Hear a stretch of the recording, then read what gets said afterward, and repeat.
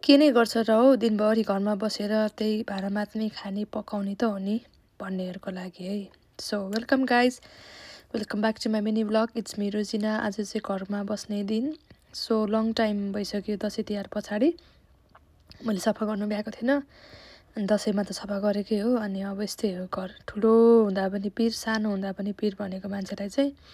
अनि मैले चाहिँ ठुलो घर बेचेर सानो घर किन्नुको मेन चाहिँ यो हो गाइज, आफ्नो मन हो होइन। सानो ठुलो भनेको जति जे भए पनि 10जना आए पनि अटाउँछ, सानो घरमा 5जना आए पनि अटाउँछ त्यस्तै। अनि मैले चाहिँ काम गर्न नसक्ने होइन, सक्छु, तर मलाई धेरै गाह्रो हुने भएर हो गाइज। अब अहिले पनि देख्दाखेरि यति छिटो देख्नुहुन्छ नि, तर होइन क्या, यो आधी घन्टाको हो मेरो काम चाहिँ।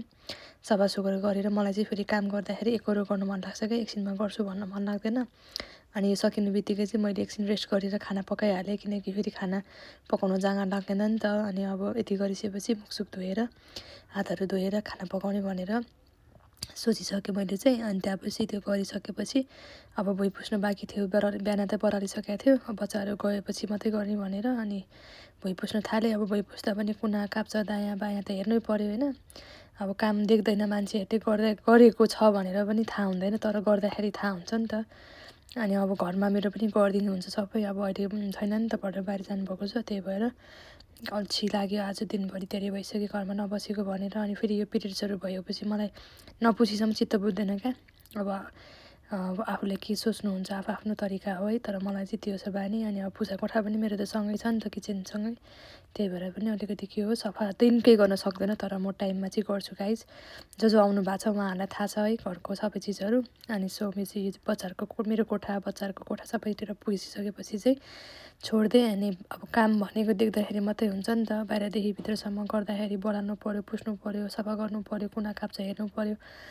ओ माई गड, बच्चाहरूलाई खाना पका, बिहान उठ, आफू खा, मेरो त टाइमै पुग्दैन। 10-9 बजी मैले चिया पनि खान पाउँदैन भन्नै पर्दाखेरि।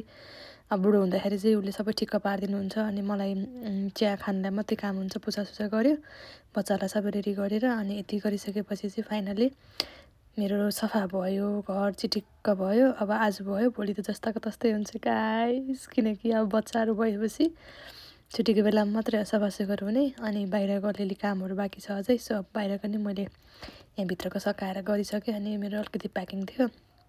So thank you for packaging अर्डरहरू है। अनि मैले चाहिँ अर्डर प्याक गरेर लेख्नहरू पर्छ नि त, डेलिभरी कसलाई के भनेर। अब सिओडी भएपछि अलिक गाह्रो हुन्छ, त्यही भएर लेखेको छु। अनि सो हजुरलाई पनि थ्याङ्क यू सो मच, मेरो अनलाइन बिजनेसलाई सपोर्ट गरिदिनु भएकोमा, युट्युब च्यानलमा सब्सक्राइब गरिदिनु भएकोमा। So by by.